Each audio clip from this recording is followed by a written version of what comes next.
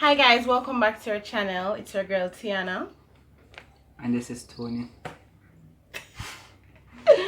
So guys, you see we're back. We can't see guys, well I'm gonna check out myself a little bit. Alright, so guys, how you doing? Like we don't know what to do. I feel weird.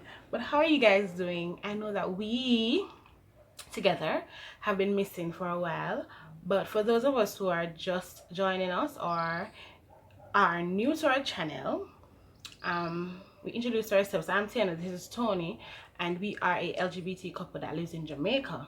Tony is transgender and I am queer, right? So we started this channel a couple months ago in an effort to just share our story with others. And we must say that as a result of our channel, we have reached out to a lot of persons who are considered LGBT. A lot of trans persons have come out, because of our visibility. And so we want to, continue to do the work so that other persons can learn and stuff like that. In today's video, we will be talking about our house process. So we have done several videos before telling you that we'll buy a house and things to consider when you're buying a house and Harsted and Cowfat. But in this video we want to tell you specific to our situation, like all the things, all the steps that we took, right? It's not a general thing that anybody who buying a house have to necessarily go through this or will experience what we have experienced. But we are going to be sharing that that information with you. Before we get into the video though a bread, I'm hungry guys. I think we'll do. Before we get into the video though, I would like to shout out three LGBT YouTubers. So it's two couples and an individual. Well, it's really three couples, but first of all, we'd like to shout out Moesha and Chin. So if you're not subscribed to those channels or that channel, please go over and subscribe to their channel. I'm going to see if I can get their link down below. And we also have Tami Winkle. Tami, I'm a friend from a long time. Never really meet her in person, but I'm a friend, right? She started a YouTube channel recently. Her partner is also, her wife is also featured on the channel, right? So that's what I was saying, it was two couples, but it's really three. But this one is Tami Winkle, yes? So I'll get the link for that one as well. The final channel that we want to shout out is The Head No One Family. Like aunties and so, want to get them name there? The Head No One Family. Guys, we don't have to check them out, then. So I'm going to get all of their links and put them down in the description. So just go over there, show them some love, let them know that Tony and Tiana Laws sent y'all to big them up. And so the thing for me is that me like empowerment. We like empower people. They're LGBT couple just like us, and YouTuber for all we can thrive and survive. All of our fans can be all of our fans. You understand? You all can support all of us, because at any given time I don't always have a video going. Maybe when I stop posting, they post, and you can watch everybody, right? And also guys, remember to watch the video in its entirety. Don't skip the video, don't come out for the video, watch it in its entirety. It helps us with our watch hours. Yes. So Tony, would you like to say anything? You just sit down there, talk to them, because you're the favorite. Everybody knows I'm my favorite. Anyways, I don't really have nothing for say people. I'm just here, looking cute. Yeah. Anyways, I don't know what to say. Continue. Right. So pretty much what I'm going to do is to actually just read what happened and stop at intervals to explain certain things, right? So we started our house purchasing process in December 2018, right? So for those of us who know, when we start September 2018, September, October, November, December. So only 3 months in, we realized that this was it, and we're going to start a life together. And we did it. We started the house process in my ear, baby, my ear. We started the house purchasing process. However, we had to stop a bit because Tony did his lead poll, and so we had to wait for it to come through because we didn't want his dead name to be on the title. So for those of us who don't know what a deed poll is, Tony, I gotta tell you. Alright, so basically a deed poll is just a name change, right? So it doesn't, when you do a deed poll, it doesn't affect your birth certificate. So it's basically just a little certificate that you always have attached to your birth certificate to show that a name change was done. So it's basically just a certificate. Yes. Yeah. So also I mentioned dead name. Tell the people what a dead name is. Alright, so dead name, that's basically I call it my dead name because it's my birth name. The name I was given at birth, which I no longer associate with. So it's called my dead name because that was in the past. That was the person that they thought I was, and I'm now me. So yeah. Alright, so our house was repossessed, yes, and so it was being sold on private treaty. So repossessed only means that whomever gave these people money to buy the house took it back because they forfeited maybe on payments, mortgage payments or whatever. So we didn't get to see inside the house. We didn't get pictures of the house. We practically bought a puss in a bag, right? Of course, we would have had our reservations, but the fact that we were buying it from NHT and the fact that our realtor, she came highly recommended, we went through with it. So the thing with private treaty is that you never know what you're going to get. Exactly. People might be living in there and they might give you a fight, yeah? Like because the thing is, the house is sold as is. So if people still live in there, them sell the house with the people in there. So after the fact, it is your responsibility to get the persons out. So the thing is, the people that might give you a fight, they might vandalize your house and all sort of something. I know 4 different persons who purchased house this way that had 4 different experiences. So one of my friends, she purchased her house via private treaty, and she went to the house. Usually it is recommended that you use a bailiff and you go there and whatever, but she went to the house and she knocked the door, and the gentleman come down and she showed him her letter of possession and said, well, I'm the new owner of the house. And the man invited her up on the veranda and them did drink lemonade and have conversation. And she gave him 30 days to leave, and when the 30 days was expired, he called her and asked her for 2 more weeks, and he left within the 2 weeks, and she went in her house and she was good. Then I have another friend who, when she went to her house, 2 men were living in there and they refused to leave. Like, she bring police upon them, she cursed, she go out with herself and all these things. And then one left and then the other one left after. Then I had another situation where this person bought the house by private treaty, and they must have gone there. And when they went there to like get information, the people that live there, like, I'm thinking they must have intimidated him or something, but he went and withdrew his application. He never bother. Who was the next person? 4. Oh, and I also know of another situation. I don't know the person personally, but somebody was sharing with me that a couple bought a house, and when she went to the house to she went to the house to see who was living there or whatever, and she went there and the person who lived there noted that she had a child. The person who was living there had a child too. So what the person did when they were leaving was to leave a whole room full of things for children, good things in order. So she never have to pay for them, she never have to buy them. She got an excellent previous owner to deal with it, understand? Now our situation was a little bit different.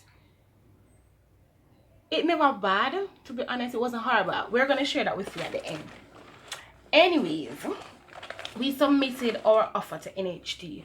So basically, houses on private treaty, there's a bid process, right? So you have a bid on the house. We say, all right, me I go bid, for argument's sake, $10,000. If Tony bids $15,000, then I gotta take Tony highest bid. If somebody bid $3,000 and me bid $4,000, me I go get, because me bid the highest. Anyways, we submitted our bid to NHT around February 2019, and by March month end we received a response that our offer was accepted. We received our sales agreement about the 30th of April. We made our first lawyer payment on May 2 and submitted our deposit check to NHD the following day, and as well as returned the signed sales agreement. So sales agreement is pretty much straightforward. Yes, it's just an agreement as to how the sale will happen. Yes, tells you how much the house cost, what the mortgage, whatever. It gives you all the information about the sale of the property. All right, so usually they say that you make half of the payment to the lawyer, and then by the end you make the other half. My lawyer, who will remain nameless, because I would never ever recommend her to anybody and to anything, no matter if I'm a worst enemy, I not recommend my lawyer, because she wanted all her money. She said that she did what she was supposed to do and she not responsible and whatever. Just like it never sits with me. And for persons who know me, them know someone I like foolishness, and me not go cuss and go on bad, but anybody who doesn't provide good service, I'm not going to recommend you. I'm not going to in any argument with you. You want your money, I paid her. So 2 weeks after I made my first payment, I made my second payment. Alright, so by the 30th of May, we received a response from NHD. This had like the deposit receipt, the money that we paid. They gave us a receipt. We had the property tax document and some other stuff. In a month's time, on June 20, we had our NHD interview. So, you know, it's just like any other loan interview. You go there, you have to bring a pay slip, you have to bring a job letter, your ID, this, that. And you have to tell them all the things that you're paying, all the bills that you're paying, and then based on all of that, then put it in one big calculator, and then they can calculate your mortgage based on your age. And by age, it means the length of time that you have left to work, right? And then they also take in consideration your salary. So like I said, we discussed payment plan, we signed other documents, we paid our closing cost, and we got an estimate of what our mortgage payment was going to be like. And trust me, it's when we hear our mortgage is going to be, mama, we laugh your fret. Because we did that fret, and I said, Lord Jesus, what's me know a hole? You're going to give me this everlasting mortgage.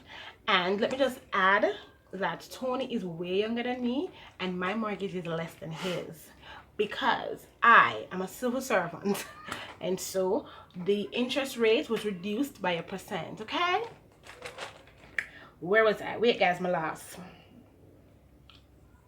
All right, so we were nervous. We thought that we were going to get a big payment, but we can't manage. Our mortgage figure is good, trust me. We're not going to complain at all. So from the day of the interview to about the day of the interview, which is June 20, to about July 31st, we were submitting some outstanding documents. We had some stuff to sign post interview, and all of that was done by the 30th of July, right? Then there was a shortfall that we didn't account for, so we went in August to pay that amount, and a month later we submitted the instrument of transfer. And by context clue, I'm going to give you the official definition. Instrument of transfer, the document that transfer ownership from the previous owner to we. Alright, so there was some mishap and some miscommunication between the NHT and our lawyer. Go figure. So we missed a few weeks of contact time, but in December the documents were submitted to National Land Agency. Yeah. On January 20th, we received information from our NHT that our first mortgage was due and payable. On January 29th, we received our letter of possession, our JPS letter, and the NHT, the National Water Commission letter. So Tony's going to tell you what the letter of possession is and the significance of the JPS and the Water Commission letter. Alright, so basically the letter of possession is a document that states that you are the new owner of the property. So that's basically what the letter of possession states. For the JPS, so the JPS letter is basically just saying that the light bill, or the name on the light bill, is now going, you are the new owner of the property, so the name on the light bill is going to now be your name.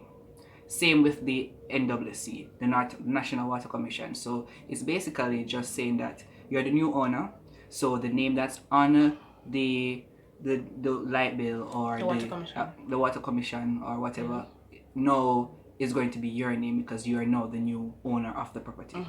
And let me just add that water goes with the property, right? So in this case, had the lady ran up the water bill to 200,000, I would have had to pay that.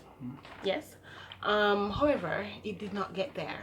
The light bill though is what goes with you. So wherever you move to, you'll always, your name will always be at JPS. So what we did was to do the transfer, name transfer, because a meter was already at the property.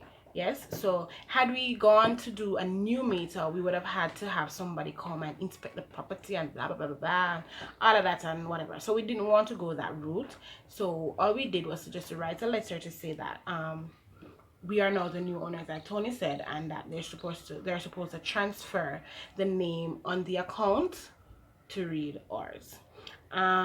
With the water commission, let me tell you what happened. Usually when the house is being sold like this, the NHT usually pays up all the arrears on the water commission, the water bill, or the water bill account, right? However, they pay it up to a particular period of time. When you take over and your responsibility now is to remove the person. Yes. So on February 1, 2020, we visited the house to meet the previous owner. So when we came over here, we brought a police officer with us, right? So we come out and knock down the door till all the neighbor them come out before we even got on the building. So we live in a gated community. For those who don't know, it's an apartment, so we had to pass security at the front, and then when you come in, there's also a secondary security where you cannot go onto the building unless you are a resident. You need to have a key. So we had to knock, of course, because we had a key. And the person downstairs came out and they were like, yes, can I help you? So I said, well, we're the new owners for apartment XYZ. And they were like, apartment XYZ? Good luck. And then the man said, good luck. The man called the people in the house and said like them, and I said, come here Tony, come here Tony. Come look for them people who come by apartment XYZ. So I said, lad, you got NHD, do it again. And da da da da da. So of course, you know me, I eat that. So I start getting nervous. So I said, lad, God, what we come by? Or what kind of problem we get ourselves, you know, what we're going to do. So of course, my police friend did and them comfort me and I said, lad, God, what worry yourself, whatever. So they let us in and we went upstairs to the apartment. This beautiful place. Anyways, went upstairs now, we start knock on the door and knock, and then the next door neighbor came out and she was like, she now come out now. I said, what? She said, who you look for? The previous owner? She said her name, of course, but we can't say her name on this. She now come out. So I said, what you mean? She said, she now come out. I said, miss, we are the new owners of this house. She has to come out. She never tries. Anyway, she wasn't there. So we knock.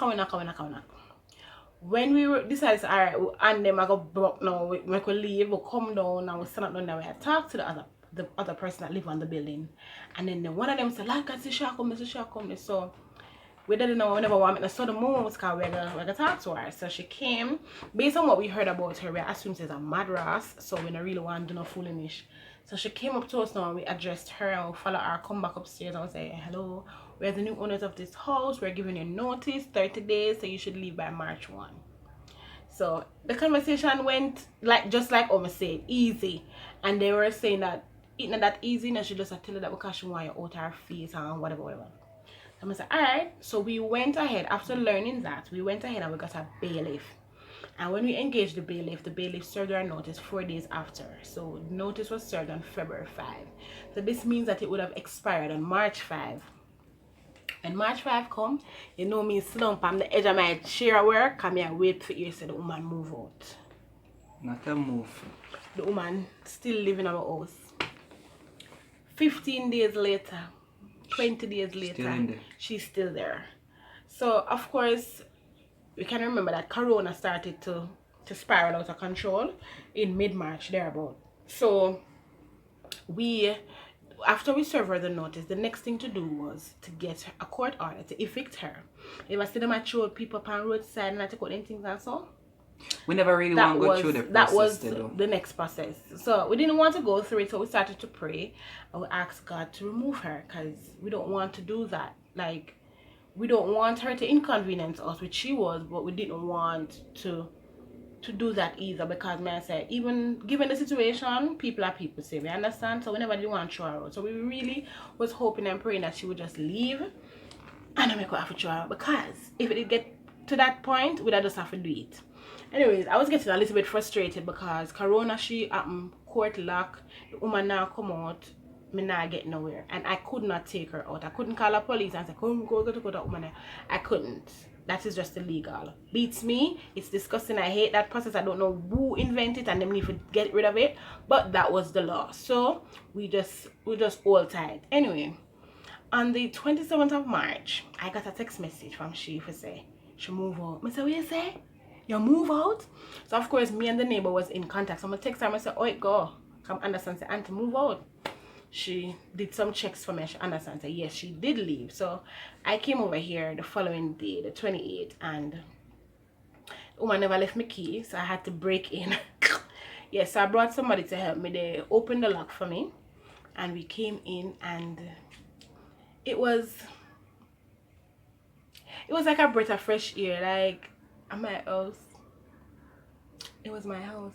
So there was a bit of problem with the tiles. Some tiles were broken, so we had to fix that. We had a little repair to do in terms of, we had to paint, obviously, because I didn't like the dull color she had. She had like creamish whitish. I didn't like that. So for those of us who are on our Facebook page, you would know already that we painted the house in the trans colors, which is blue, pink, and white. So our room is blue, Kaylin's room is pink, the bathroom is pink, and there is a washroom that's blue. In the living room kitchen area, we have pink, blue on alternate walls. So pink wall, blue wall, pink wall, blue wall. Yeah, so that was that. So we're currently here now. We're living in here. We did a few things. I did promise a home tour, but I will not be doing the tour again. Something came up. So I will not be doing the tour again. But well, if the Lord pinch me, I said do it, I will do it. But right now I'm not in the frame. So that's pretty much it. The last thing I want to say though is